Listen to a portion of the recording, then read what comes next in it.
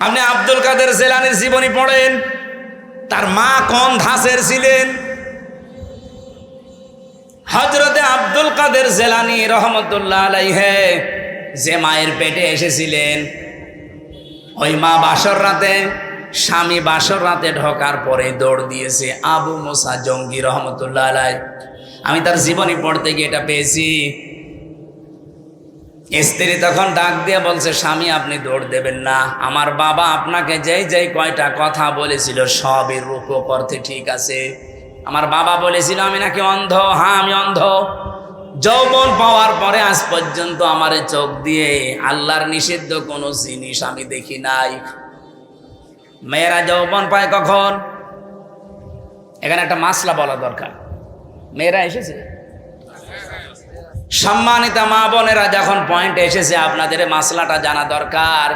মেয়ে মানুষেরা যৌবন প্রাপ্ত হয় যখন তাদের শরীর খারাপ হয়, সেটা 12 বছর 15 বছর 16 বছর যাই হোক, যখনই শরীর খারাপ হবে ওই দিন থেকে তাদের নামাজ এবং রোজা ফরজ। এরপর থেকে বাবার আন্ডারে মায়ের আন্ডারে যতদিন থাকবে, যদি এক ওয়াক্ত নামাজও কাজা করে, যদি না পড়ে যা গোনা হবে এই বাবা মার। হ্যাঁ, এখানে আরেকটা বিষয় বলা দরকার, মেয়ে কখন যৌবন পেয়েছে এটা অনেক বাবা জানে না, কিন্তু মা জানে।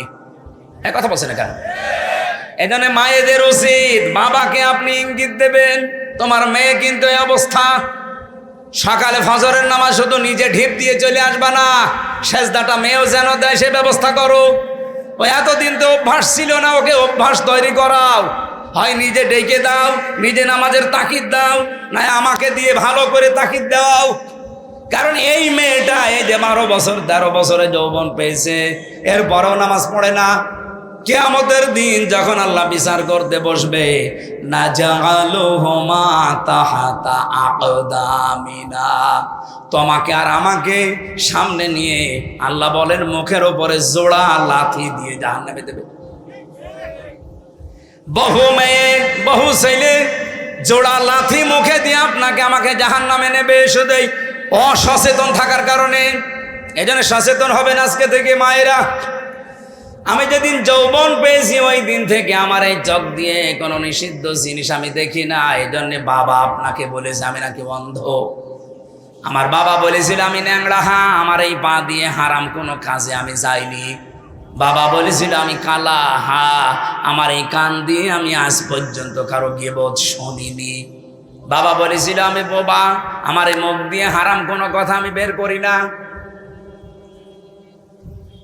এই যে এতগুলো কথা শোনার পরে এই বংশে এসেছিল, এই মায়ের পেটে এসেছিল হযরতে আব্দুল কাদের জেলানি। 6 বছর মাত্র বয়স হয়েছে তার। ওনার পুরা জীবনী আমি পড়েছি।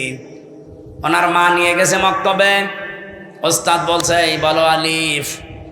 উনি বলছে হুজুর আলিফের অর্থ কি? আলিফের কোনো অর্থ হয় না। উনি ওই দিনই বলেছিল ওস্তাদ আলিফের যদি অর্থ না হয় ও জিনিস আমি পড়ি না। কারণ যে জিনিসের অর্থ নেই ওই জিনিস পড়ি আমি করবো কি? আপনি আমাকে অর্থ শেখান। উনি বলছে তুমি জানো আলিফের মানে? হ্যাঁ জানি। বলো দেখি। উনি আলিফ লাম মিম দিয়ে আরম্ভ করেছিলেন, আল্লাহু লা ইলাহা ইল্লাহু আল হাইয়ুল কাইয়্যুম। সূরা বাকারার 255 নাম্বার যেটা আয়াতুল কুরসি বলে আমরা জানি। এ পর্যন্ত তেলাওয়াত করে আসলেন। এবার তিনি আল্লাহর পরিচয় তুলে ধরলেন 10টা। এখানে আল্লাহর 10টা ক্ষমতার কথা আছে। ওস্তাদ কাঁদতে কাঁদতে বেহুশ হয়ে গেছে। হোশ ফেরার পরে বলে মা আপনার ছেলেকে কোনো জায়গায় মনে হয় পড়িয়েছেন, আমার কাছে নিয়ে এসেছেন পরীক্ষা করার জন্যে। ওস্তাদ বলে না। মা বলছে আমি এই মাত্র আপনার কাছে প্রথম নিয়ে আসলাম, কোনো জায়গায় নিয়ে যাইনি।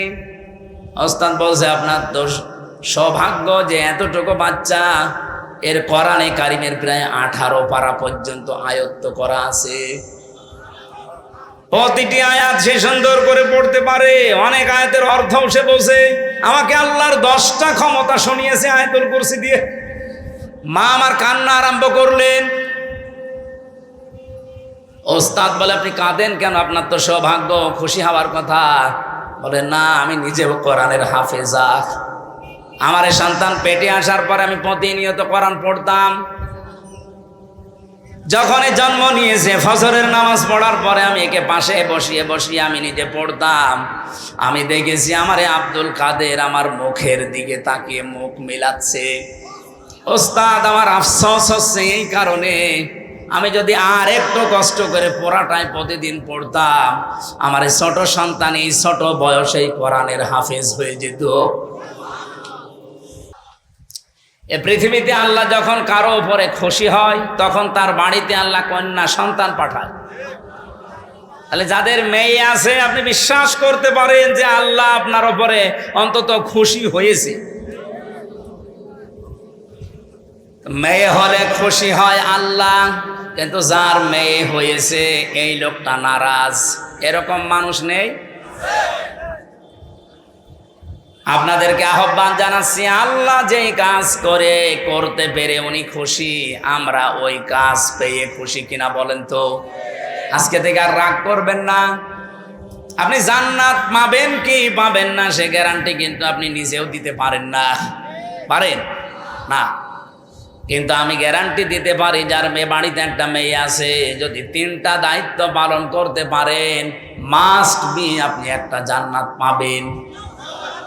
না, আমারও ভুল হয়েছে। একটা জান্নাতের কথা আমি কোরআন আর হাদিসে পাইনি।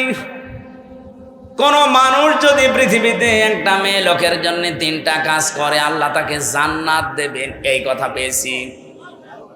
কিন্তু যত জায়গায় আপনি জান্নাতের বর্ণনা দেখতে পাবেন কোরআনে, আপনি দেখবেন অধিকাংশ জায়গায় আল্লাহ বহু বচন দিয়েছেন।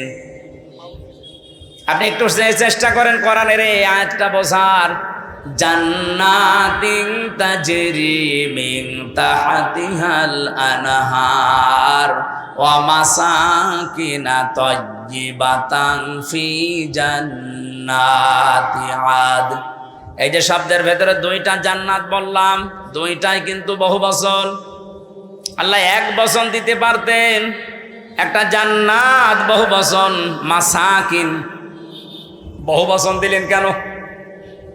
আমরা যারা আরবি গ্রামার বুঝি, পৃথিবীর বহু ভাষায় আমরা দেখেছি এক বচন বহু বচন আছে, কিন্তু আরবের নিয়মটা আলাদা। এখানে এক বচন আছে, দ্বিবচন আছে, বহু বচন আছে। আমি আয়াতটা নিয়ে গবেষণা করলাম, যে চিন্তা করে দেখলাম যে আল্লাহ জান্নাতের কথা বলতে গেলে খালি বহু বচন লাগিয়েছেন কেন?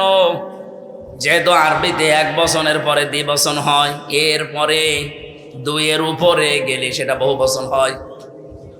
রব্বুল আলামিন তাফসীর পড়তে গিয়ে আমার মাথায় এসেছে এটা, পৃথিবীতে মানুষকে যদি আল্লাহ জান্নাত দেয়, যেহেতু বহু বচন আছে, কম পক্ষে 2 হলে বহু বচন হয় না, 3 হওয়া লাগে। কথা বলেন না কেন? তাহলে আপনি যদি জান্নাত একটা পান, কম পক্ষে 3টা জান্নাত পাবেন। আমার কথা মনে হয় বোঝেননি। আপনাকে আল্লাহ জান্নাত দেওয়ার ওয়াদা দিয়েছেন নবীদের মাধ্যমে, একটা মেয়ে হলে জান্নাত দেবে। তাহলে একটা জান্নাত হচ্ছে, তার মানে কয়টা বলেন? হাদিসের ভাষায় একটা জান্নাত যদি আল্লাহ দেয় এই পৃথিবীর 10 পৃথিবীর সমান, তাহলে 3টা দিলে এগুলো তো সব হাওয়ায় ঘুরছে। এই বিশ্বাসটা আপনাকে তৈরি করা লাগবে মুমিন হিসাবে। তাহলে একটা মেয়ে হলে কমপক্ষে আপনি 30টা জান্নাতের মালিক হবেন, এই দুনিয়ার পরিমাণ। জোরে বলেন সুবহানাল্লাহ। কিন্তু কাজ করা লাগবে এই মেয়ে লোকের জন্য কয়টা? 3টা। 1 নম্বরে আপনি খুশি হয়ে তাকে আদর যত্ন দেবেন, ভালোবাসবেন। 2 নম্বরে তাকে দিন শেখাবেন। 3 নম্বরে সৎ পাত্র দেখে পাত্রস্থ করবেন। হ্যাঁ, আমি দেখেছি বাংলাদেশের বহু বাবা মা গার্জিয়ান এই 3টার হয়তো একটা করে, বাকি 2টা অধিকাংশ পিতা মাতায় করতে চায় না। আর সন্তান হলে অনেক খুশি, ওর পেছনে খরচ করে, ভালোবাসা দেয়, মহব্বত দেখায়, কিন্তু 2 নম্বরে তাকে দিন শিক্ষা দেওয়া লাগবে। এইটার বেলায় অনেকেই উদাসীন, গাফেল। এমনকি এখন যিনি দায়িত্বে আছেন উনি কিন্তু 2 নবীর নাম নিয়ে বসে আছেন, ডক্টর মোহাম্মদ ইউনুস। কয় নবী? মোহাম্মদ একটা, ইউনুস একটা। অথচ যে কয়েকদিন আগে 1 থেকে 5 পর্যন্ত প্রাইমারিতে শিক্ষক নিয়োগ দেওয়া হয়েছে গানের। কথা বলছেন না, শরীর চর্চার। আপনি একজন মুসলমান 2 নবীর নাম নিয়ে বসে আছেন চেয়ারে। 92% মুসলমানের দেশে আপনি নাচের মাস্টার নিলেন, শরীর চর্চার মাস্টার নিলেন, গানের মাস্টার নিলেন, একটা আলেমকে দিয়ে কোরআন শিক্ষার মাস্টার নেওয়া যায়নি? এ দাবি আমরা জানাচ্ছি আজকে। সারা বাংলাদেশের মুসলমানদের এবং মানুষের একই দাবি যে আপনি যেহেতু ফেব্রুয়ারির 12 তারিখে নির্বাচন দিয়ে চলে যাবেন, যান, এমন একটা কাজ করে যান যেহেতু আপনি অমর হয়ে থাকবেন। আমরা মুসলমানের এই দেশে 1 থেকে 5 পর্যন্ত একটা ধর্মীয় শিক্ষা চাই না? চাই না? কারা চান দেখি? লিল্লাহে তাকবীর। দেখেন তো হাত তুলেছে কিনা?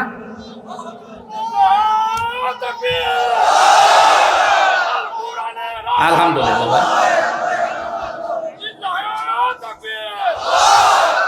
আমাদের এই দাবি যদি ডক্টর মোহাম্মদ ইউনূস পর্যন্ত, আমি জানি যে যাবে, কারণ কত ফেরেশতা বসে আছে দেখেন। এই যে কিরামান কাতিবিন না, পৌঁছিয়ে দেবে জায়গা পর্যন্ত। ওনার কান পর্যন্ত যাওয়ার পরও যদি কিছু নাও করে, আমার আরশ পর্যন্ত চলে গেছে।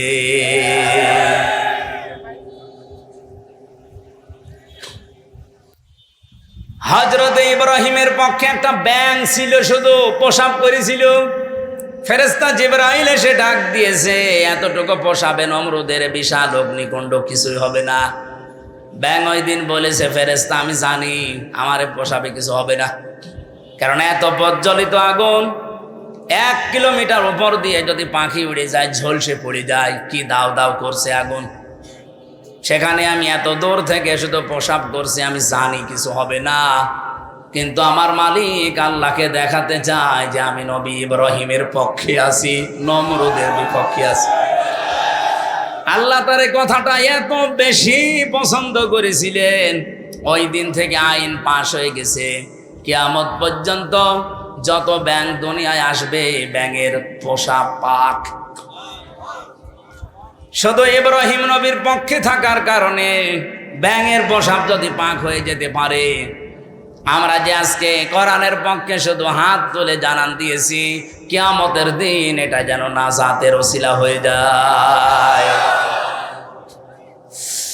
গাইবান্ধাবাসী, তাহলে কন্যা সন্তান হলে প্রথম আপনার দায়িত্ব ভালোবাসা। আপনি খুশি হয়ে ভালোবাসবেন, তাকে মহব্বত করবেন। 2 নম্বরে দিনের শিক্ষা দেওয়া, কিন্তু সে পরিবেশটা যদি নষ্ট করে দেওয়া হয়, তে শিক্ষা দেব কোথায়? সবাই তো আর মাদ্রাসায় ছেলে মেয়েকে দেয় না। কথা বলছেন না কেন? স্কুলেই দেন। মুসলমানের দেশে স্কুলের সিস্টেমগুলো এই করেন, 1 থেকে 5 পর্যন্ত পড়লেও যেন ইসলামের মৌলিক নিয়ম নীতিগুলো অলরেডি জেনে ফেলে, এরকম ব্যবস্থাটা করে দেন। আর সেইটা এখন কিন্তু সময়। আগে যারা ছিল, আমি নাম নিতেও ঘৃণা করি, এই জালেমা মহিলার, ওরা 1 থেকে 5 পর্যন্ত পড়ার পরে একটা ছেলে বৃত্তি পরীক্ষা দেয়। আমি নিজেও বৃত্তি দিয়েছি। এরপরও 8এও বৃত্তি পরীক্ষা আছে।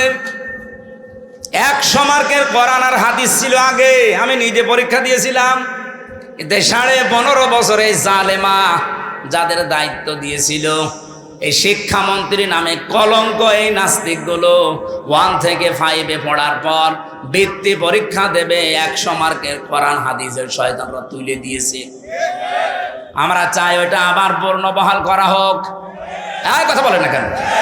আরে মানুষ পরীক্ষার ছলে হলেও পড়ে, ওটা যদি সিলেবাসে না থাকে, ও তো আস্তে আস্তে সবই ভুলে যাবে।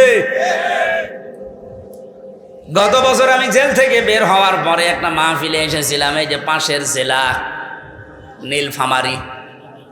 নীলফামারীর একটা থানা আছে কিশোরগঞ্জ, ওখানে একটা বৃদ্ধাশ্রম আছে, দেখতে গিয়েছিলাম। যে দেখি এদিকে 25 জন মা, এদিকে 25 জন বাবা, মুরব্বী সব বসে আছে। যেই কয়জনের সাথে কথা বলেছি, সবগুলো হাওমাও করে কাঁদছিল। এক মহিলা আমার হাত চেপে ধরে, মুরব্বী মানুষ, বলছে, বাবা আমার 3টা ছেলে মেয়ে, সব বিদেশে থাকে, কিন্তু আজকে আমি এখানে পড়ে আছি এই বৃদ্ধাশ্রমে। বললাম আপনার কি মনে হয় এখানে পড়ে থাকার কারণে বলেন তো? অনেক আমার দুইটি কথা বলেছিলেন। এক নম্বরে প্রথম দোষটা আমার, 2 নম্বরের দোষ আমার পুত্রবধূর। প্রথম দোষ আমার এই 3টা ছেলে মেয়ে সব হায়ার এডুকেটেড, অনার্স মাস্টার্স করা, সব বাইরের দেশে থাকে। আমি তাদেরকে দ্বীনের শিক্ষা, কোরআনের শিক্ষাটা ছোটবেলা থেকে দেইনি, এইটা আমার অপরাধ। হ্যাঁ ঠিক আছে। 2 নম্বরে আমার যে পুত্রবধূ সবগুলো মডার্ন, আল্ট্রা মডার্ন। এরা আমার ছেলেদেরকে কান ভাঙিয়েছে যে এই বুড়ি মানুষ বাড়ি রাখার দরকার নেই। শেষ পর্যন্ত তারা তো চলে গেছে, আমারে রেখে গেছে এই বৃদ্ধাশ্রমে। আমি এখন এই যে 24 ঘন্টা কাজ কাম নেই, শুধু পড়তে থাকি, মাঝে মাঝে কোরআন হাদিস ইসলামের ইতিহাস পড়ি। আমি বুঝি এই ছেলেটারও দোষ না, দোষ এখন আমার মনে হচ্ছে। কারণ আল্লাহর কোরআনের যে জ্ঞানটা, ওয়াকাদা রাব্বুকা আল্লা তা'বুদু ইল্লা ইয়্যাহু ওয়া বিল ওয়ালিদাইনি ইহসানা। আল্লাহ বলেন আমি রায় দিলাম, আমি রায় দিয়ে দিলাম, সিদ্ধান্ত দিলাম, ফায়সালা দিলাম, আমি আল্লাহ লিখে দিলাম, আমি আল্লাহ ছাড়া কারো ইবাদত করা যাবে না। আর তোমাদের মা বাবা যাদের আছে তাদের সাথে ভালো ব্যবহার করা লাগবে। আল্লাহর পরে যাদের স্থান তারা কারা? বলেন বলেন। সেই মা বাবা, তাদেরই তারা স্থান জানে না, কারণ তারা এ বিষয়ে জ্ঞান অর্জন করে নাই। তাদেরকে যেহেতু আমরা শেখাতে পারি না, এই জন্য প্রথম দোষটাই আমার। আমরা আশা করব যারা দায়িত্বে আছেন আপনারাও মুরব্বী হবেন। আপনাদের আগামী প্রজন্ম যদি বৃদ্ধাশ্রমে আপনাদের রেখে না আসে, আল্লাহর পরে আপনার স্থান এটা যদি না জানে, আপনাদের কপালেও আসতেছে। যেন আমার মনে হয় এই মুহূর্তে 1 থেকে 5 পর্যন্ত এমন সিস্টেম করা দরকার, মানুষ যেন হাফ আলেম হয়ে যায়। এ দাবি কি শুধু আমার একার না সবার? মেয়েটার জন্য 3 নম্বরে আপনি সৎ পাত্র দেখবেন। আজ মেয়ের বাবা যারা অনেকে সৎ পাত্র দেখে না, দেখে যে এ ছেলের মাল আছে কিনা, নাকি এ জেলায় সব নেই। বলেন তো, নবীজি তার 4টা মেয়ে বিয়ে দিয়েছিলেন, সবচাইতে আদরের যেটা ফাতেমা তো জহরা। কত ধনী এই মানুষের সন্তান, বিয়ের প্রস্তাব দিয়েছে, বিশ্বনবী বলেন না। উনি যদি চিন্তা করতেন যে ধনী মানুষের কাছে দিলে আমার মেয়ে সুখে থাকবে, মক্কার বহু ধনাঢ্য মানুষেরা তাদের প্রস্তাব দিয়েছিল, একটাতেও রাজি হয়নি। এমন একটা মানুষের সাথে নবীজি রাজি হয়েছেন যার নিজের বাড়ি বলেও ছিল না, নবীর বাড়িতে থাকতো। এজন্য সৎ পাত্র হওয়া লাগবে। আমি ঝিনাইদহে একটা বাড়িতে অনুষ্ঠানে ছিলাম, আমাকে চা দিল, কাপ দিয়েছে স্যার, কিন্তু পিরিচ দেয়নি। অথচ লোকটা টিয়নো, আপনি টের পাচ্ছেন? আমি তো হেসে ফেলেছি, জ্ঞানী মানুষ তো বুঝে ফেলেছে। আমার দিকে তাকিয়ে বলছে, হুজুর আপনি কেন হাসলেন? আমি কিন্তু জানি আপনি মনে করছেন আমি টিয়নো। আমি একটা থানা পুরা উপজেলার প্রধান। আমি আপনাকে চা খেতে দিয়েছি, শুধু কাপে পিরিচ দেয়নি নিচে, আপনি হাসলেন। বাস্তবতা এটা, গত পরশুদিন এই পিরিচটা ভেঙে গেছে, কাপটা নিচের যেটা। আমি ইচ্ছা করলে কিনতে পারতাম, এরকম 1000টা পিরিচ কিনতে পারতাম। গতকালকেও আমার অফিসে একটা বিশাল বান্ডিল এসেছিল, শুধু সই করতে বাকি। সই করে দিলে ওই 8 লাখ টাকা আমি পেয়ে যেতাম। এইরকম পিরিচ 1000টা কিনতে পারতাম। কিছু সেই ছোটবেলায় আমি আমার মায়ের কাছে, মাওলানার কাছে, উস্তাদের কাছে আমি শিখেছি যে ঘুষ খাওয়া এটা হারাম। ওই দিন থেকে এই পর্যায় পর্যন্ত আমি আজও কোনো ঘুষ খাইনি। এত কষ্টের জীবন যাপনে আছে, এই যে অন্যায় অবৈধটা আমার সামর্থ্য থাকার পরও আমি করি নাই। এই জন্য আল্লাহ অন্য দিক থেকে আমারে পুষিয়ে দিয়েছে। রব্বুল আলামিন আমার স্ত্রীকে বানিয়েছে আমার মন মতো আল্লাহওয়ালা, আমার সন্তানগুলো ঠিক আল্লাহ ওইভাবেই মন তৈরি করে দিয়েছে, যতটুকু দেওয়া হয় অতটুকুতেই তারা আত্মতুষ্টি আত্মতৃপ্তিতে আছে। আপনি যদি হারাম ইনকাম করেন, আপনার স্ত্রী আপনার সন্তানাদির মন আল্লাহ ঠিক ওই রকম করে দেবে। কি কথা বলছেন? এটাকে আমি বানালাম। সূরা তাহা 16 নম্বর পারা 19 নম্বর পৃষ্ঠা 13 নম্বর লাইনের 124 নম্বর আয়াতে এই তথ্যটা আছে। ওমান আ'রাদা আন যিকরি ফাইন্না লাহু মাঈশাতান দঙ্কা ওয়া নাহশুরুহু ইয়াউমাল কিয়ামাতি আ'মা। রব্বুল আলামিন বলেন, আমার বিধান বাদ দিয়ে যারা ইনকাম করবে, বলেন তো ঘুষ খাওয়া এটা আল্লাহর বিধানে আছে? হ্যাঁ বলেন বলেন। আল্লাহর বিধানের বাইরে যারা উপায় করে ইনকাম করে, চর্ম চোখে দেখতে মনে হয় যে বিশাল সম্পদের মালিক হয়ে যাচ্ছে, আল্লাহ বলেন আমি দঙ্কা করে দেই, ওর জীবনের এই উন্নতিতে কোনো বরকত থাকে না। হ্যাঁ, হয়তো প্রতিদিন 2 লাখ টাকা করে আসবে ঠিক, কিন্তু 2.5 লাখ টাকা চলে যাবে এরকম রাস্তা বানিয়ে দেব। আসবে প্রতিদিন বৈধ অবৈধভাবে 2 লাখ করে, যাবে প্রতিদিন কত? লাভ হচ্ছে না লস হচ্ছে? এটা তো একটা গেল। সবচাইতে বড় বিষয়, আমি ওর অন্তর থেকে শান্তি তুলে নেব। এই দঙ্কা শব্দের ব্যাখ্যা হচ্ছে ওর জীবনের কোনো কিছুতে আমি শান্তি রাখবো না। ওর বউ চলবে ওর অবাধ্য হয়ে, সন্তান আদিগুলো নষ্ট হয়ে যাবে, কারণ এই প্রভাব পড়বে।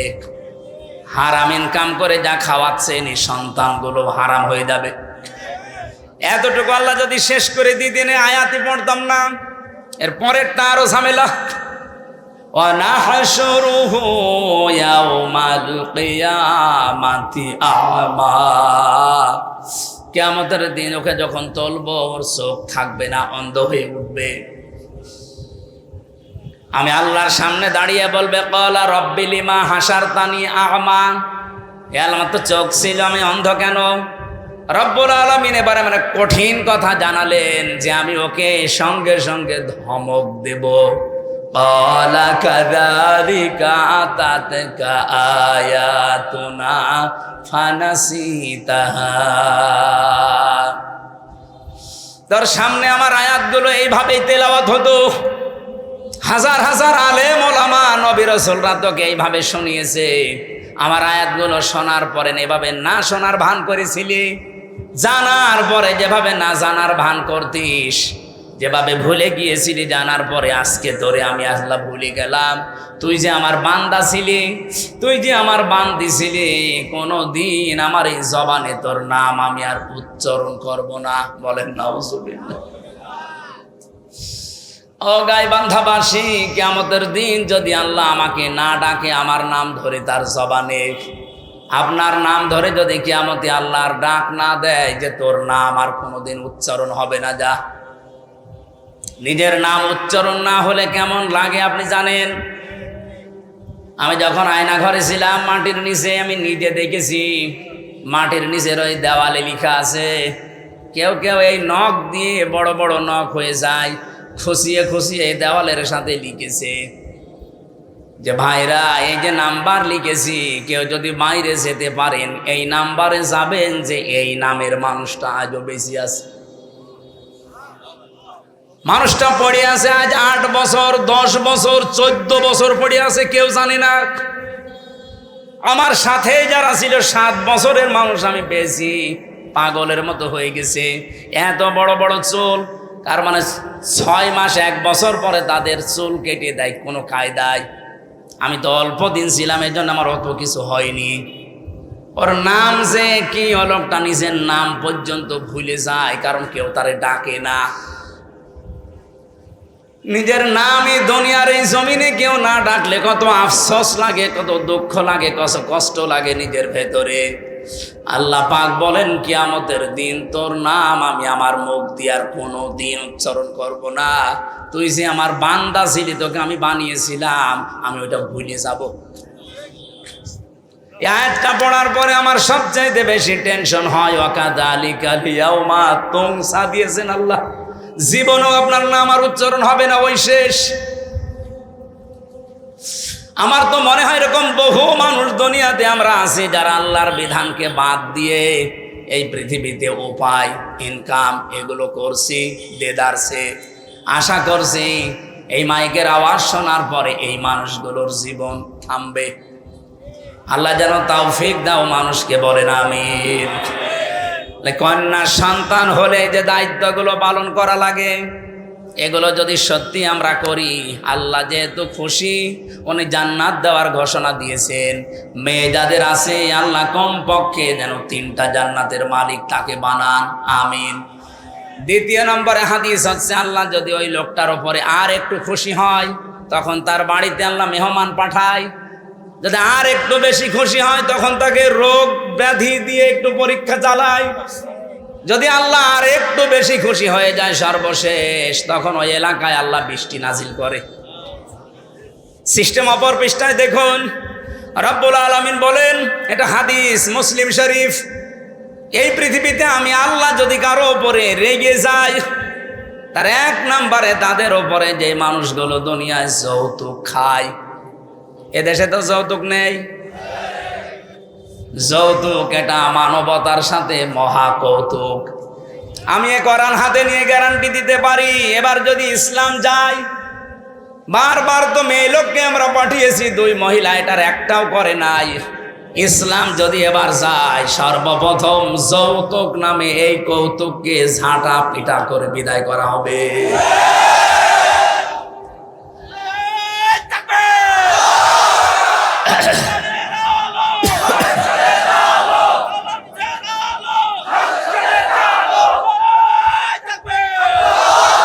রংপুর বিভাগের মানুষেরা, এটা শুধু যৌতুকের বিষয় না, বহু বাড়িতে আমরা এখনো পর্যন্ত দেখি 200, 300, 500 মানুষকে নিয়ে যাচ্ছে বরযাত্রী।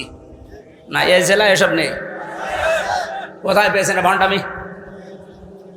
বরযাত্রী ইসলামে নেই, বরযাত্রী ইসলামে নেই। এগুলো এসেছে হিন্দুদের সংস্কৃতি থেকে।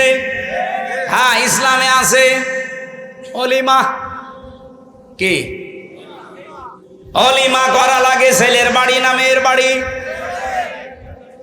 তা আপনি যদি কিছু করতেই চান, ছেলের বাড়িতে আপনি অনুষ্ঠান করবেন, 200-500 না 1000 মানুষ খাওয়ান, কোনো অসুবিধা নেই। আপনি মেয়ের বাবার বাড়িতে তার অনুমতি ছাড়া, তার সন্তুষ্টি ছাড়া একটা পানও খাওয়া আপনার জন্য জায়েজ নেই। আর আপনি 200 মানুষ নিয়ে খাওয়াচ্ছেন গরুর মতো। আজকে থেকে সিদ্ধান্ত নেওয়া লাগবে যে যেটা ইসলামে নেই, এই বরযাত্রীর দাওয়াত পেলেও আমি আর জীবনে যাব না। কারা কারা রাজি আছেন দেখি? অনেকে হাত তুলছে না। ঠিক আছে, এখানে যারা বিয়ে করেছেন সত্যি করে বলবেন, বিয়ে যারা করেছেন, অলিমা করেছেন, কারা কারা হাত তোলেন তো? আন্দাজে হাত তুলছেন না? ওসি সাহেব হাত তুলতে পারিনি, তার মানে উনি অলিমা করিনি, বরযাত্রী নিয়ে গেছে। সিস্টেম হয়তো জানতো না, আগামীতে এই সিস্টেম বাংলাদেশে থাকবে না। এদেশে যদি মেয়ে বিয়ে করতে চান, আপনি বিয়ে করে নিয়ে এসে অলিমা করবেন ছেলের বাড়িতে। যৌতুকের টাকা না খেয়ে আমার মনে হয় পায়খানা করে খেয়ে ফেলা ভালো। হ্যাঁ, কারণ পায়খানা খেলে মাত্র একটা গুনাহ হবে, কবিরা গুনাহ। আর যৌতুকের টাকা যারা নেন, ডবল গুনাহ হবে, একটা কবিরা আর একটা জুলুমের গুনাহ। যতদিন পর্যন্ত এই টাকা আপনি শ্বশুর শাশুড়িকে ফেরত না দেবেন, ততদিন আল্লাহ আপনাকে মাফ করবে না। বেশি বললে আবার আমিও ঝামেলায় পড়ে যাব, কারণ আমি একটা সাইকেল নিয়েছিলাম, এটা ফেরত দেওয়া লাগবে। আমি যদিও দিয়েছি ওইটা, তারপরেও যদি শ্বশুর বলে না ওই সময় সাইকেল আর এখন সাইকেল দাম আকাশ পাতাল, টাকা আরো দে, অসুবিধা নেই, আমি দিয়ে দেবো। তো যারাই নিয়েছেন দেওয়া লাগবে। এই যে বারবার বরযাত্রী নিষেধ করছি যেতে, অলিমা করার জন্য বলছি, আমার 3টা মেয়ে, আমার বাসা লাগবে না। এই কথা বলে না কেন? না, ইসলামে যেহেতু নেই এই কাজটা, এই সমাজে বন্ধ হওয়া দরকার। এই গাইবান্ধা থেকে এই সংস্কার আরম্ভ হওয়া দরকার ইনশাআল্লাহ। আপনারা আরম্ভ করেন তো সামাজিকভাবে, দেখবেন হয়ে যাবে। সংস্কার যখন চলছে সারা দেশে, এইটা নিয়ে সংস্কার হোক। এদেশে আর কোন যৌতুক থাকবে? ইসলাম আসলে তো থাকবেই না। আমরা নিজেরাও এখন চেষ্টা চালাবো। 2 নম্বরে আল্লাহ আরেকটু যখন রেগে যান যারা গেবত করে তাদের উপরে, অথচ গেবত এখন আমাদের কাছে ঘি ভাতের মতো হয়ে গেছে। 3 নম্বরে আল্লাহ আর একটু যখন রেগে যায় কারো উপরে, যে লোকটা মিথ্যা কথা বলে। এদেশে তার এটা নেই। আগস্টের 5 তারিখের আগের কথা বাদ দেন, আমার তো মনে হচ্ছে আগস্টের 5 তারিখের পরে যত মিথ্যা মামলা আর মিথ্যা সাক্ষী বেড়েছে, নাকি এ জেলায় বন্ধ আছে? সারা দেশের অবস্থায় এক, মিথ্যা মামলা আর মিথ্যা সাক্ষী, এটা 180 মাইল বেগে অনেকে চালাচ্ছে। আরে ভাই, আপনি অত্যাচারিত, আপনার চাইতে আমি কি মাজলুম কম? আমি তো মামলা দিলে, মিথ্যা সাক্ষী জোগাড় করলে 1000টা করা যায়।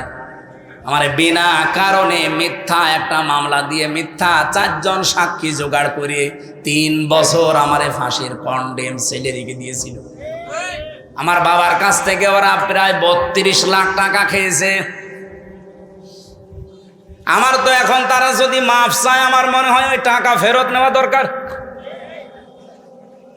আগস্টের 5 তারিখের পরে খুব বেশি হলেও 9 তারিখের দিকে আমারে কল দিয়েছিল যে ওসি আমার মামলা রায়, বলছে হুজুর মাফ করে দিয়ে। কে আপনি? বলছে আমি সেই মিজান। ও, মাফ তো করে দেব, অসুবিধা নেই, আমার টাকা ফেরত দেন। মাঝে মাঝে বহু টাকা আপনি আমার বাবার কাছ থেকে নিয়েছেন, আমার বাবা সব হিসাব করে রেখেছে, ওই টাকাগুলো ফেরত দেন, আপনারে মাফ করে দেব। কি করলেন এতগুলো টাকা নিয়ে? খেতেও তো পারেন না, যা করেছিলেন এখন পালিয়ে থাকেন। অবৈধ ইনকাম করলে যে কি হয় তার বাস্তব প্রমাণ এই ফ্যাসিস্টরা। কি কথা বলেন না কেন? কিছুদিন আগে আমি সিঙ্গাপুরে ছিলাম, মালয়েশিয়া, 2টা রাষ্ট্র যেহেতু পাশাপাশি, যে হোটেলে উঠেছিলাম নিচতলায় নেমে দেখি 2 জন বসে বসে চা খাচ্ছে আর মুখ নিচু করে আছে। চেহারা দেখে আমি চিনে ফেলেছি, যে সালাম দিলাম, বলছো হুজুর আমরা আগেই পালিয়েছি। আরে ভাই, আপনি তো বলবেন ওয়ালাইকুম আসসালাম, না, বলছো হুজুর আমরা আগেই পালিয়েছি। 3 তারিখে ভাব দেখলাম যে ভালো না, এই জন্য রাতে টিকিট কেটে চলে এসেছি। আমি ওই সময় ওনারে বলেছিলাম আপনি পালালেন কেন? আপনার না 620টা বাড়ি? কত? 620টা বাড়ি ওই লোকটার। ওরা সাহেব পাড়া বানিয়েছে মালয়েশিয়ায়, সিঙ্গাপুরে ফ্ল্যাট নিয়েছে, কানাডায় ওরা বানিয়েছে, লন্ডনে বানিয়েছে বেগম পাড়া, বিভিন্ন দেশে তো আছেই, বাংলাদেশেও বহু জায়গায় তাদের বাড়ি। আল জাজিরা রিপোর্ট দিয়েছে ওই লোকটার বাড়ির সংখ্যা 620টা। আল্লাহর কি ইশারায় একটা বাড়িতেও থাকতে পারে না, হোটেলে থাকে। আমি বললাম আপনি বাইরে বের হতে পারেন না, সব সময় এখানে পড়ে থাকেন। হুজুর বাইরে যাব, কোন আশায় যাব? 20 লাখ বাঙালি থাকে মালয়েশিয়া, আমারে যদি দেখতে পায় পিটিয়ে ভক্ত বানিয়ে ফেলবে।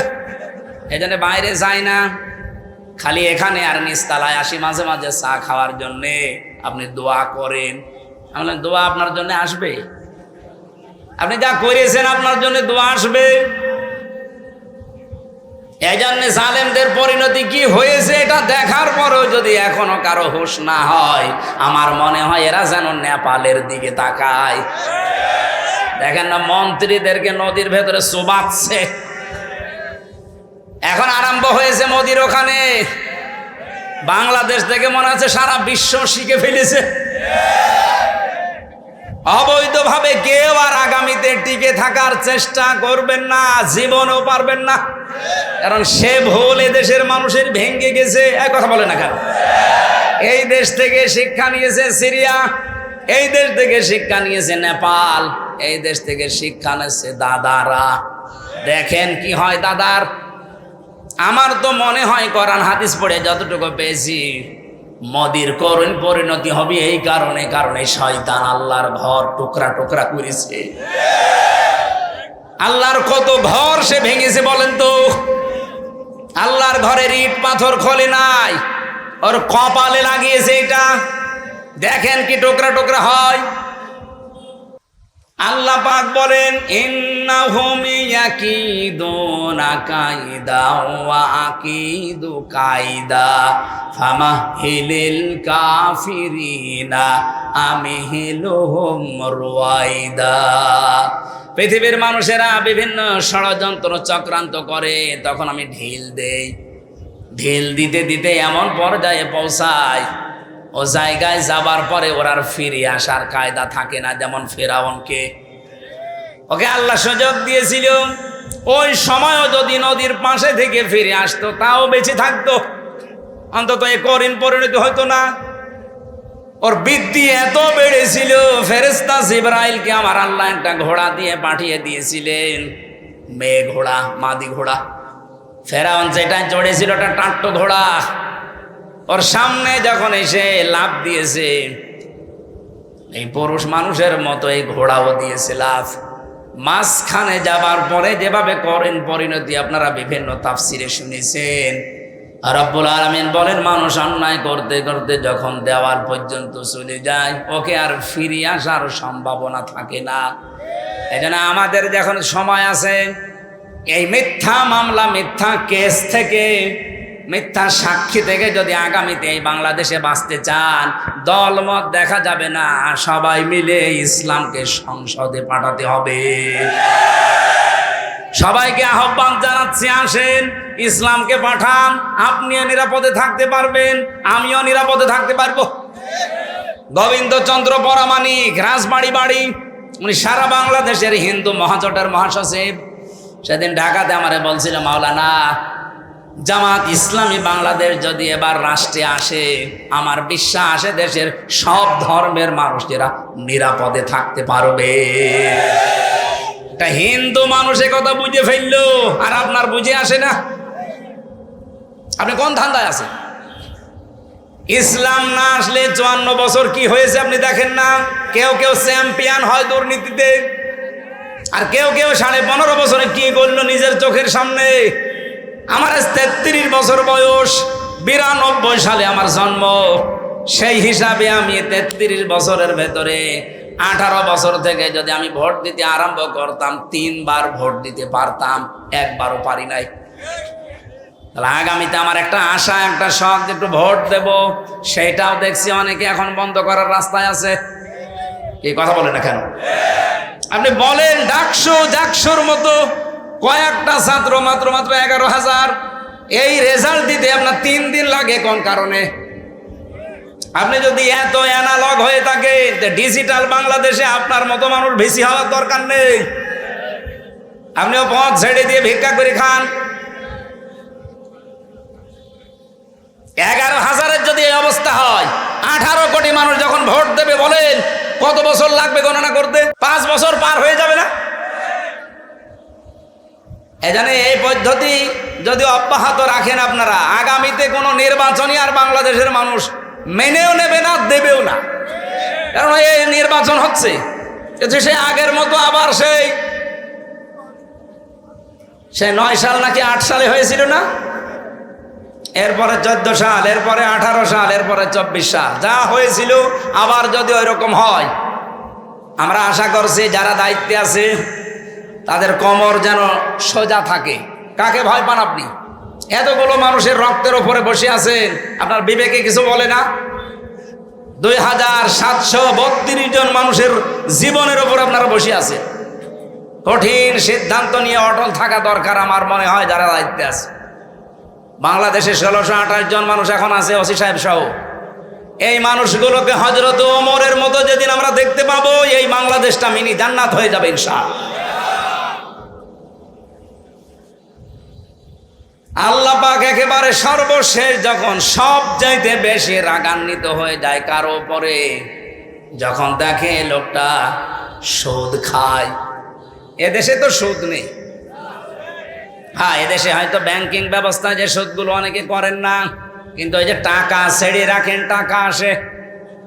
1000 টাকা দিয়ে রাখলে 100 টাকা করে মাসে মাসে বেশি দেয়। এই সিস্টেমে আছেন কারা দেখি তো, বলেন লিল্লাহি তাকবীর। ও এই এলাকায় নেই, আলহামদুলিল্লাহ। যদি কেউ করে থাকেন, আশা করছি আপনি এই অন্যায়টা ছেড়ে দেন, নয়তো আপনি নামাজও পড়েন, মায়ের সাথে জিনাও করেন। একটা নিকৃষ্ট শব্দ এটা। সন্তান যত খারাপ হোক, বলেন তো মায়ের সাথে জিনা করা এটা সম্ভব? তাই বলেন।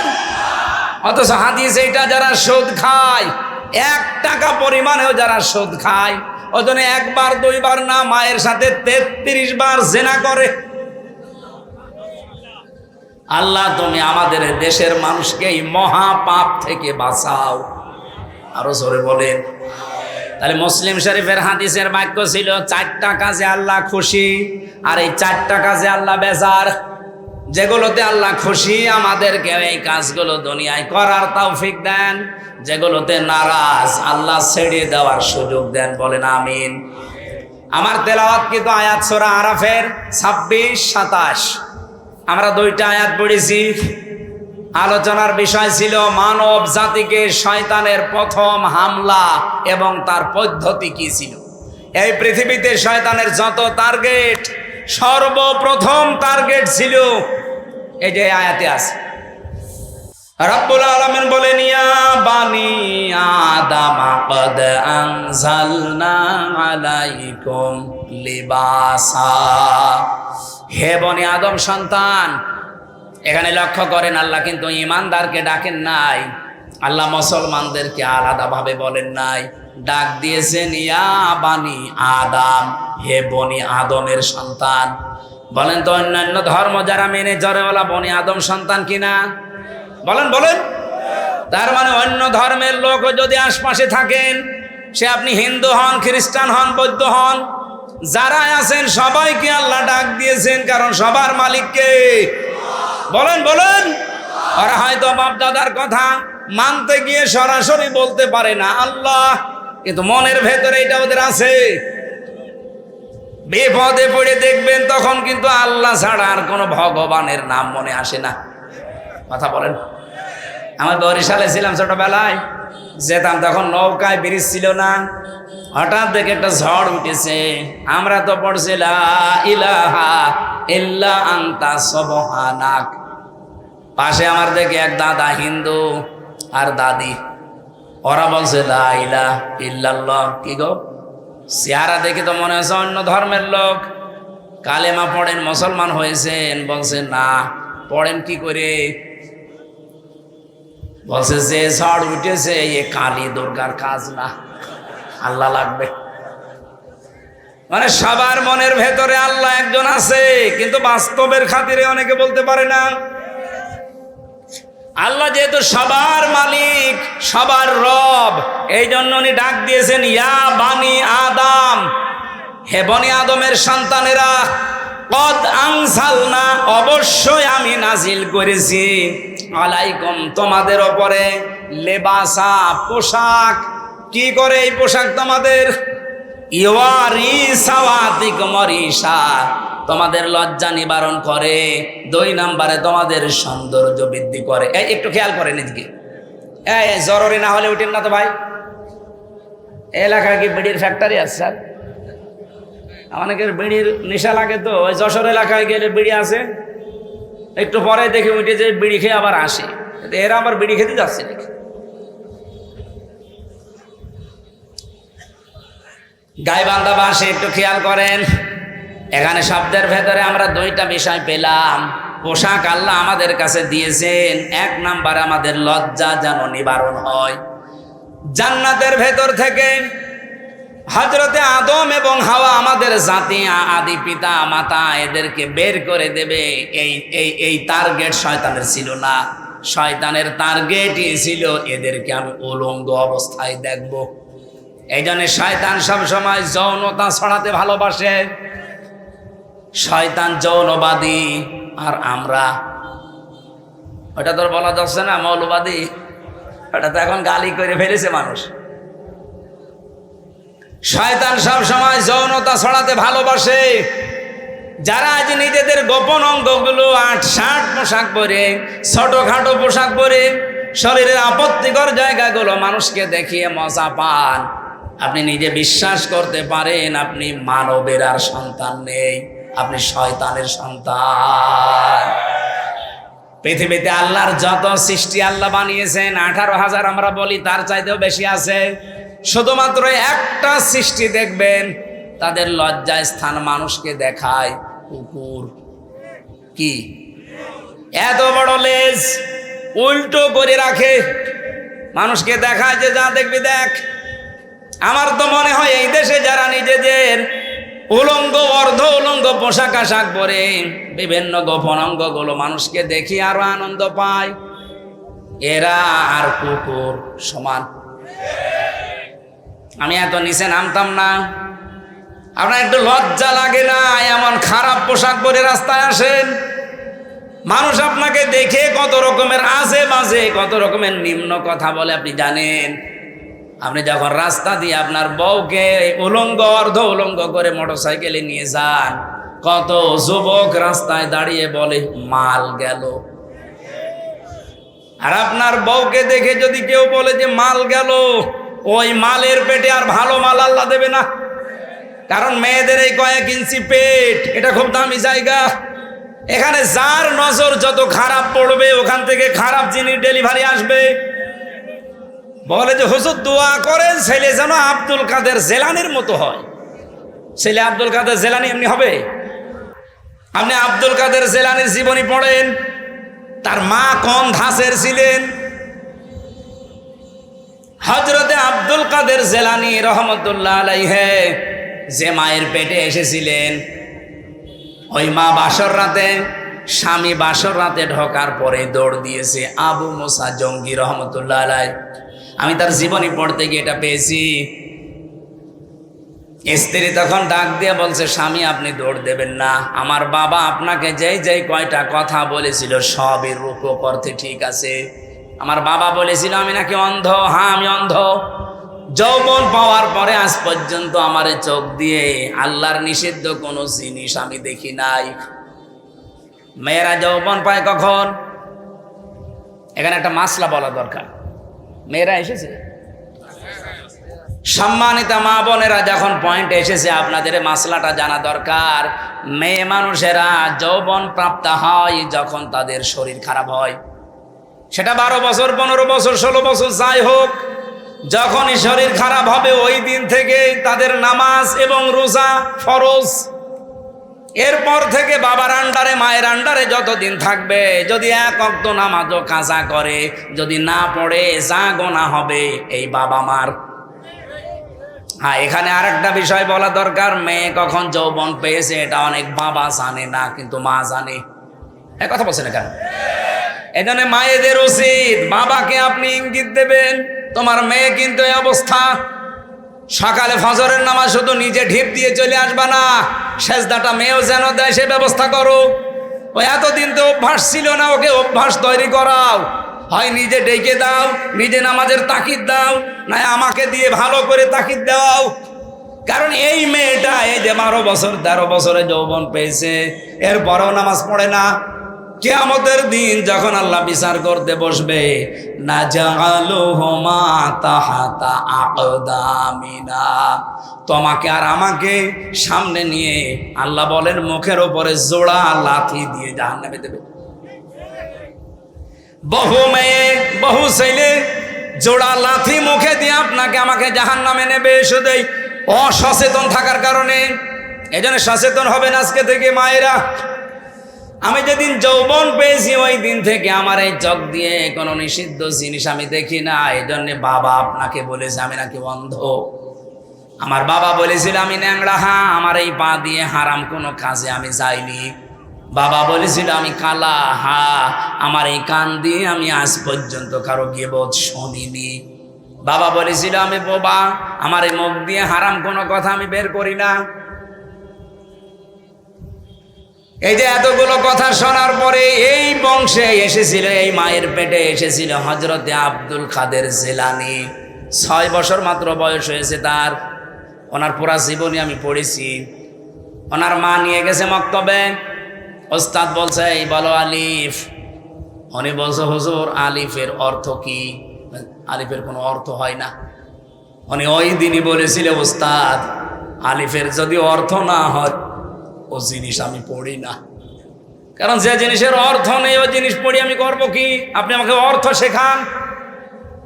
উনি বলছে তুমি জানো আলিফের মানে? হ্যাঁ জানি। বলো দেখি। উনি আলিফ লাম মিম দিয়ে আরম্ভ করেছিলেন আল্লাহু লা ইলাহা ইল্লাহু আল হাইয়ুল কাইয়্যুম। সূরা বাকারার 255 নাম্বার যেটা আয়াতুল কুরসি বলে আমরা জানি। এ পর্যন্ত তেলাওয়াত করে আসলেন। এবার তিনি আল্লাহর পরিচয় তুলে ধরলেন 10টা।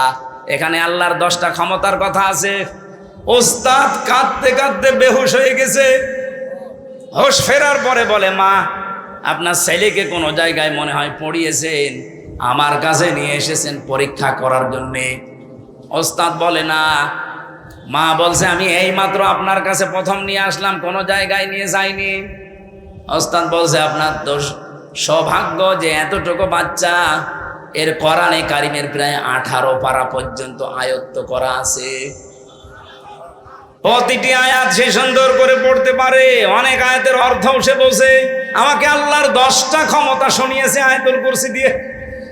মা আমার কান্না আরম্ভ করলেন। ওস্তাদ বলে আপনি কাঁদেন কেন? আপনার তো সৌভাগ্য, খুশি হওয়ার কথা। বলে না আমি নিজেও কোরআনের হাফেজা। আমার এই সন্তান পেটে আসার পরে আমি প্রতিনিয়ত কোরআন পড়তাম। যখনই জন্ম নিয়েছে ফজরের নামাজ পড়ার পরে আমি একে পাশে বসিয়ে বসিয়ে আমি নিজে পড়তাম। আমি দেখেছি আমারে আব্দুল কাদের আমার মুখের দিকে তাকিয়ে মুখ মিলাচ্ছে। ওস্তাদ আমার আফসোস হচ্ছে এই কারণে, আমি যদি আর একটু কষ্ট করে পড়াটাই প্রতিদিন পড়তাম আমার এই ছোট সন্তান এই ছোট বয়সেই কোরআনের হাফেজ হয়ে যেত। আব্দুল কাদের জেলানি এমনি এসেছিল পেটে। আপনার বিয়ের আগেই পেট সারা দেশের মানুষের দেখা শেষ। এমন ব্লাউজ গায়ে দিয়েছে মনে হচ্ছে ফুটবল খেলার মাঠ। এক কথা বলছেন এটা, এই দিক থেকে একটা ফিতা, ওই দিক থেকে আর একটা ফিতা, মাঝখানে দিয়েছে গেরো, ওটা ফুটবল খেলার সেন্টার। কত মানুষ আছে বাসে নজর ওই দিকে দেয়, নাকি এলাকায় সব নেই? মা বোন যারা এসেছেন নিজেদেরকে রক্ষা করেন। আল্লাহ এর পরের শব্দে দিয়েছেন রিশা, শুধুমাত্র লজ্জা নিবারণ করার জন্য পোশাক দেয়নি, সৌন্দর্য বৃদ্ধি করার জন্য পোশাক আমি দিয়েছি। হ্যাঁ, এখানে ব্যাখ্যা দুইটা। আপনি শুধুমাত্র সৌন্দর্য প্রদর্শন করতে পারেন পোশাক আশাকের মাধ্যমে, বিবাহিতা মেয়েরা তার স্বামীর কাছে। কথা বোঝা যায়নি? আপনি পোশাকের দ্বারা যদি সৌন্দর্য বর্ধন করতে চান করবেন, কিন্তু কার জন্যে? স্বামী ছাড়া পৃথিবীর কারোর জন্য, এমনকি নিজের বাবার জন্যেও মেয়েদের সাজ করা জায়েজ নেই। আজকে যে পরকীয়া প্রেম বাড়ে, বহু মানুষকে আমি বলতে শুনেছি হুজুর যেভাবে চাই ওইভাবে করে না। কি আমি চাই আমার বউ রাতে নাইট ড্রেস পরে থাকবে, ও পরে না, এই জন্য আমি অন্য জায়গায় লাইন করি। এরকম মানুষ দেশে নেই? এখানে পরকীয়া প্রেম করেন কারা? হাত তোলেন তো দেখি। আলহামদুলিল্লাহ। এই জেলা তো একেবারে মানে মডেল জেলা, কোনো কিছুই নেই, যৌতুক নেই, পরকীয়া প্রেম নেই, ওসি তো খুব আরামে আছে।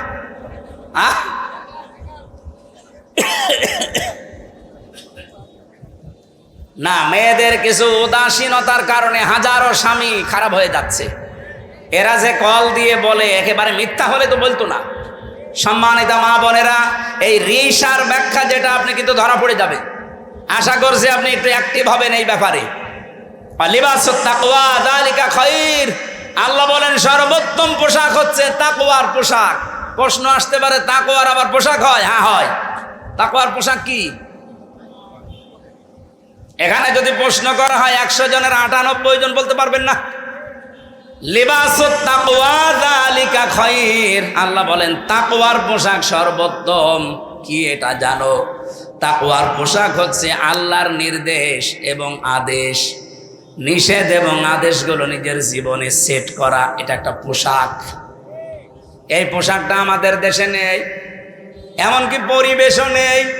একজন মানুষ যেই পোশাক পরবে, সে পোশাক পরে টিকে থাকার মতো জায়গাও এই দেশে নেই। ওসি সাহেব চেষ্টা করছে বাঁচার, উনি বাঁচতে পারছে না।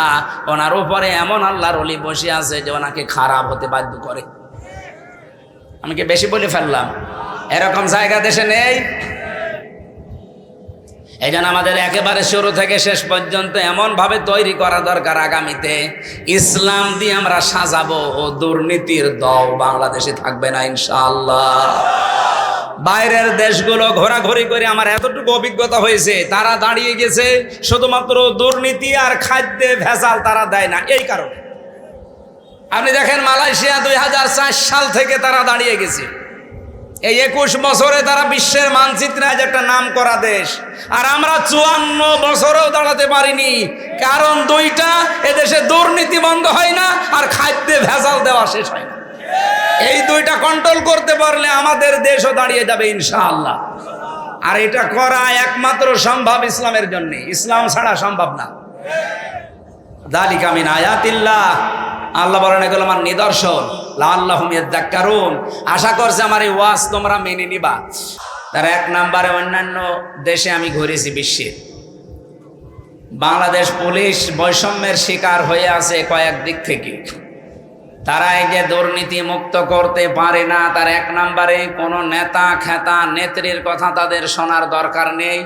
আগামীতে ইসলাম যদি আসে, তারা চলবে তাদের আইজির কথা মতো। আইজি হবে আবার নিরপেক্ষ। আইজি যদি এই জাহাঙ্গীরনগর ভার্সিটির ভিসির মতো হয়, 3 দিন পরে রেজাল্ট দেবে, তা যে রেজাল্ট দেওয়া দরকার ওইটা দেবে না। এই জন্য আমরা চাইবো যে ওনাদের বিভাগটা নিরপেক্ষ থাকবে, এবং যত প্রশাসনে মানুষ চাকরি করে এই দেশে সবাই চলবে তাদের এই চেইন অফ কমান্ড অনুযায়ী। কোন নেতা খেতা নেত্রী কে বলবে সেইটার ধার তারা যেন আর না ধারে, সেই ব্যবস্থা আগামীতে করা হবে ইনশাআল্লাহ। 2 নম্বরে, তাদের একটা বিশাল বদনাম আছে যে তারা বাম হাতের ইনকাম করে। এটা আর নেই কারো। কয়েকদিন আগে খুলনা রেঞ্জের ডিআইজি এসেছিল আমাদের কুষ্টিয়ায়, ওনার বাড়ি আপনাদের পাশে বগুড়াতে। ওনার আমি বলছিলাম যে স্যার, আমারও নিয়ে গেছে মেহমান করি, যে এই যে 8 ঘন্টার পরে যারা ডিউটি করে, বাংলাদেশে শুধু পুলিশেরই মনে হয় কোনো ডিউটি শেষ নেই, 24 ঘন্টায় ডিউটি। আমি কি বেশি বললাম স্যার? 24 ঘন্টায় ডিউটি না? পৃথিবীতে আপনি এমন একটা দেশ দেখান তো যে 8 ঘন্টার পরে আরো বেশি ডিউটি করলে তাদের ওভারটাইম দেওয়া হয় না। ওনারা 8 ঘন্টা ডিউটি করবে সরকারি, এরপরে যদি ডিউটি করা লাগে 2-4 ঘন্টা 5 ঘন্টা, 1 মাস পরে হিসাব করে ওভারটাইমের বেতন দেওয়া হবে। ওনার উপরে ডিপেন্ডেন্ট ওনার মা বাবা ছেলে মেয়ে বউ আরো অনেক আত্মীয় স্বজন আছে। কারণ তারা মনে করে যে প্রশাসনে আছে, ও মনে হয় 2 হাত দিয়ে উপায় করছে। 2 নম্বরে, ওনার যে 30, 32, 35, 40, 42 হাজার টাকা বেতন, বলেন এই যে বাজার চলছে, আপনি একটু কথাগুলো বাস্তবে নিয়ে যাবেন। খালি দোষ দিলেই হবে একজনের। এ লোকটার 42 হাজার টাকা মনে করেন বেতন, অথচ 8 ঘন্টা ডিউটির পরে যত ডিউটি করা হয়, এখান থেকে থানা কয় কিলো আমি জানি না, যেখানেই হোক, এখান থেকে থানার এরিয়া কমপক্ষে 25-30 কিলোমিটার আছে সব মিলে। যেখানেই যাবে ওনারা, ওনার মোটরসাইকেল নিয়ে যাক, গাড়ি নিয়ে যাক, জনগণের খেদমতে যাবে তারা পাহারাদার হিসাবে, অথচ তেল কিনা লাগবে, খাবার খাওয়া লাগবে নিজের টাকা দিয়ে। এটা একটা বৈষম্য না? এই জন্যই তো বাম হাতের ইনকাম করা লাগে বাধ্য হয়ে। আর আমরা একবার এই দোষ চাপিয়ে দেই যে পুলিশ মানে ঘুষখোর, ঘুষ খায় কেন? আপনি সেই ব্যবস্থা করে দেন। 8 ঘন্টার পরে ডিউটি করলে ওভারটাইমের টাকা দেওয়া লাগবে, আর যেখানে জনগণের জন্য দায়িত্বে যাবে তাদের খাবারের এবং এই তেল খরচ দেওয়া লাগবে। দেখেন ওরা এরপরে কিছু করে কিনা। এটা ইসলাম আসলে আগামীতে আমরা করব ইনশাআল্লাহ। প্রশাসনের দায়িত্বে আজকে যারা এই মাহফিল শৃঙ্খলা ঠিক রাখার জন্য এসেছেন, আল্লাহ তাদের এই দায়িত্বটা আজকে যেন ইবাদত হিসাবে কবুল করে ইনশাআল্লাহ। মাহফিলের মঞ্চে বসা আছেন সম্মানিত ওলামা ইকরাম, আমি এই শব্দটা আলাদা করে বললাম কেন? কারণ আলেমদের মর্যাদা এত বেশি দিয়েছেন আল্লাহ। ইন্নামা ইয়াখশাল্লাহা মিন ইবাদিহিল উলামা। এই পৃথিবীতে সবচাইতে বেশি ভয় আমি আল্লাহকে করে আলেমরা। কিন্তু আলেম আবার আলেম হওয়া লাগবে। খালি নামের আগে আমার মতো মুফতি লেখা থাকলে আলেম? এখনো পর্যন্ত বাংলাদেশে বহু আলেম, বহু ইমাম, খতিব, তারা এই ধান্দায় আছে যে যদি ইসলামের পক্ষে কাজ করি, ইসলাম যদি এবার ক্ষমতায় না যায়, তাহলে আমার ইমামতি থাকবে তো। আরে ভাই, আপনি ইমামতি নিয়ে আসেন। আর আপনার এই সন্দেহ কেন হয় যে ইসলাম এবার আসবে না? 92% মুসলমান এই দেশে। আর যে জোয়ার উঠেছে ডাকসু আর জাকসুর পরে, এদেশে আমার বিশ্বাস ইসলাম এবার রাষ্ট্রে যাবে ইনশাআল্লাহ। কোন সন্তান মাইক হাতে নিয়ে যদি বলে যে আমার বাবা আর সম্পদ আমি পাই কি না পাই আমার সন্দেহ লাগছে, ওটা কি সন্তান নাকি অন্য কিছু?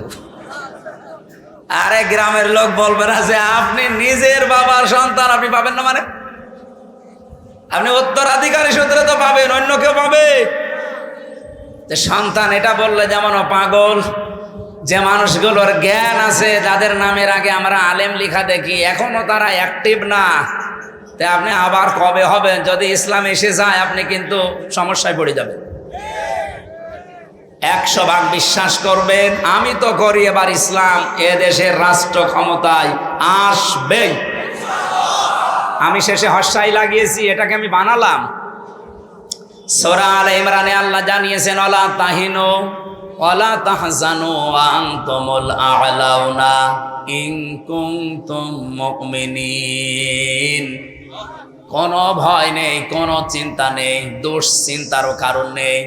ওয়া আনতুমুল আ'লাউনা, এখানে আলেম আছে কিনা আমি জানি না, এখানে শব্দ ছিল আনতুম আ'লাউনা। অথচ আল্লাহ পাক আ'লাউনার আগে আলিফ লাম লাগিয়ে দিয়ে নির্দিষ্ট করে দিয়েছেন। আরবি গ্রামার অনুযায়ী মুবতাদা যদি মারিফা নির্দিষ্ট হয়, খবর হবে নাকেরা অনির্দিষ্ট। রব্বুল আলামিন এখানে খবর যেটা নাকেরা অনির্দিষ্ট সেইটাও মারিফা নির্দিষ্ট বানিয়ে দিলেন। খবর যদি কোনো সময় মারিফা হয়ে যায়, ফিদুল হাসরা, হসরের ফায়দা দেয়। বাংলা অর্থ দাঁড়ায় হবে। শুধু হবে না, শেষে হস্যাই লাগাতে হবে। আল্লাহ পাক যেহেতু গ্যারান্টি দিলেন নিজে যে বিজয় তোমরা হবে যদি শুধুমাত্র মুমিন হতে পারো। বাংলার মুসলমানেরা জবান খুলে বলবেন, বিজয় দেওয়ার একচ্ছত্র মালিকানা কার? মুমিন হওয়ার দায়িত্ব কার? আল্লাহ মুমিন হবে, আর আপনি কি করবেন? হ্যাঁ, না হয়নি ভাই। আল্লাহ তো মুমিন আছে, ওনার নামই তো মুমিন। সুতরাং আপনাকে মুমিন হওয়ার শর্ত লাগিয়েছে আল্লাহ। যদি এবার আমরা সত্যিকারের মুমিন হতে পারি, মাস্ট বি আল্লাহ তার কথা রাখবে। নাকি আল্লাহ এরকম যে সকালে এক কথা আর বিকালে আর এক কথা বলে? রব্বুল আলামিন বলেন, আতাম্মাত কালিমাতু রাব্বিকা সিদকাও ওয়া আদলা লা মুবাদদিলা লিকালিমাতি ওয়া হুয়াস সামিউল আলিম। সূরা আনআমের 115 নম্বর আয়াতের ভেতরে পাবেন 8 নাম্বার পারার প্রথম নাম্বার পৃষ্ঠার 11 নাম্বার লাইনে আছে। যত তাফসীর আমি পড়েছি আয়াত নিয়ে, আমার কাছে এই 3টা বিষয় ধরা পড়েছে। আল্লাহ পাক বলেন, হে নবী, আমি যে কালাম পাঠালাম এর প্রত্যেকটা কথা সত্য। 2 নম্বরে সিদক ওয়া আদলা, এটা ন্যায় ইনসাফ দিয়ে পরিপূর্ণ। 3 নম্বরে আমার কোরআনে আমি যা বললাম কিয়ামত পর্যন্ত কোনো পরিবর্তন নেই। যা বলেছি ওটা হবে। এই জন্য আমরা এত সাহস নিয়ে বলতে পারছি এবার ইসলাম জায়গা মতো যাবে ইনশাআল্লাহ। এই জন্য যারা এখনো দদুল্লামার অবস্থায় আছেন যে জমি বাবার পাই কি না পাই, এ ধানটা কি ভালো? আপনি তাহলে মনে হয় অন্য কারো সন্তান। বাংলাদেশের বৈধ নাগরিক আমরা, 92% মানুষ আমরা এখানে মুসলমান। এবার আপনি 100% বিশ্বাস নিয়ে বাড়ি যেতে পারেন। যেভাবে জোয়ার উঠেছে, ঝড় উঠলে ঝরা পাতাগুলো আকাশে ওঠে। এবার ঝড় উঠেছে, অবশ্যই এই ঝড়ে কেউ কেউ যারা আমরা পড়ে আছি নিচে, আমাদেরকে আল্লাহ উপরে তোলার জন্য এই ঝড় সৃষ্টি করে দিয়েছে। জাহাঙ্গীরনগর বিশ্ববিদ্যালয়ে মুসলিম শব্দ পর্যন্ত বাদ দেওয়া হয়েছিল। ইসলামী সাবজেক্ট যে কয়টা ছিল, কেউ পরিচয় দিলে তাকে হত্যা করা কোনো ব্যাপারই না, এরকম জায়গা ওইটা। অথচ সেখানে আজ নারায়ে তাকবীর, আল্লাহু আকবার ধ্বনি উঠতেছে। এটা একটা আশ্চর্য না? এতগুলো কাজ আল্লাহ যখন করে দিচ্ছে সামনে, সামনে রাখছো চক্ষু যাই আছে, আমার মনে হচ্ছে আল্লাহ সবগুলোতে বিজয় দেবে ইনশাআল্লাহ। দল মত জাতি বর্ণ ধর্ম নির্বিশেষে, যেহেতু গোবিন্দগঞ্জ নাম শুনলে বোঝা যাচ্ছে এখানে অন্য ধর্মের লোক আছে, এজন্য সবাইকে নিয়ে আমরা আল্লাহর দরবারে শুকরিয়া জানাচ্ছি, যেহেতু তাদেরও মালিক আল্লাহ। তাদের মালিক কে? গত পরশুদিন আমার কুষ্টিয়ায় অনুষ্ঠান ছিল। পরশুদিন না কালকে? কালকে কি বার? শুক্রবার ছিল। জমান নামাজ পড়ে আমি ওদের যে কেন্দ্রীয় মন্দির, ওই মন্দিরে গিয়েছিলাম। ওখানকার যিনি কেন্দ্রীয় মন্দিরের সভাপতি, সবার সাথে কথা বলার পরে প্রায় 100 ঘর হিন্দু আছে ওই পাড়াতে। ওনারা আমাকে আশ্বস্ত করেছে যে এবার আপনাকে আমরা ভোট দেব, কিন্তু আমাদের যে দাবিগুলো আছে আমরা যেন আতঙ্কে না থাকি, এইটা আপনারা দেখবেন। আমরা গ্যারান্টি দিয়েছি যে ইসলাম যদি আসে, এই দেশের কোনো ধর্মের মানুষ আতঙ্কে থাকবে না ইনশাআল্লাহ। আপনার ধর্ম আপনি পালন করেন, আমার দাওয়াত দেওয়ার দরকার আমি দেব। কি কথা বলেন না কেন? সুতরাং দলমত নির্বিশেষে যারা এসেছেন, আসেন আমরা আমাদের মালিক যিনি সত্যিকারের মালিক, তার দরবারে শুকরিয়া আদায় করি, বলেন আলহামদুলিল্লাহ। এই পৃথিবীতে আল্লাহ যখন খুশি হয় কারো উপরে, এই এদিকে তাকান, এখানে একটু নড়াচড়া কম করে, আমরা একটা ক্লাস করব ঘন্টাখানিক, থাকবেন তো? এখন একটা একটা করে যত আয়াত আছে এর উপর ভেতরে এক একটা শব্দে লক্ষ লক্ষ কথা আছে। আপনারা ভেজা কাদা বিভিন্ন জায়গায় দাঁড়িয়ে বসে আছেন, এ কষ্টের দিকে তাকানো লাগছে। আর আমি, আপনারা জানেন, বাংলাদেশ জামাত ইসলামী থেকে আমার নমিনি বানিয়েছি। সেই সকাল থেকে শুরু করে সন্ধ্যা পর্যন্ত 8টা 10টা করে অনুষ্ঠান। এরপরে মাগরিবের পরে বের হয়ে এসে 9:30 10টায় আপনাদের অনুষ্ঠান ধরি। আমরা আজকে আর টানতে পারছি না, 11:30 বাজে। মেয়েদের জন্য এই বইটা নিয়ে যাবেন, পারিবারিক জীবনের সমস্যা এবং সমাধান। আমি জেলে বসে লিখেছিলাম, এসে বাইরে এসে এটা প্রিন্ট দিয়েছি। একটা মেয়েদের, একটা পুরুষের, দুইজনকে পড়াবেন। আর একটা শুধুমাত্র মেয়েদের জন্য, এটা 6 জন মহিলার আদর্শ আমি লিখেছি। এই ওসি সাহেবকে আপনি হাদিয়া দেবেন। আল্লাহ আমাদেরকে যতটুকুই বলেছি এতটুকুই মেনে চলার তৌফিক দিন, আল্লাহুম্মা আমিন। লা ইলাহা ইল্লা আনতা সুবহানাক ইন্নী কুনতু মিনাজ জালিমিন। রব্বুল আলামিন, যেভাবে আরম্ভ করেছিলাম, সারা রাত বললেও তোমারে বান্দা বান্দিরা চলে যেত না। দিনের বেলায় বৃষ্টি হওয়ার কারণে জায়গাটা ভিজে গেছে, কাদা মাটি। এখানে অনেক কষ্ট করে সেই আসর থেকে বসে আছে কোরআনের জন্য যারা এত পাগল, এই মানুষগুলোর দিকে তাকিয়ে হলেও দেশে কোরআনের আইন জারি করে দাও। সওয়াবগুলো তুমি নবীজির রওজায় পৌঁছিয়ে দাও। মাহফিলের সভাপতিকে কবুল করো।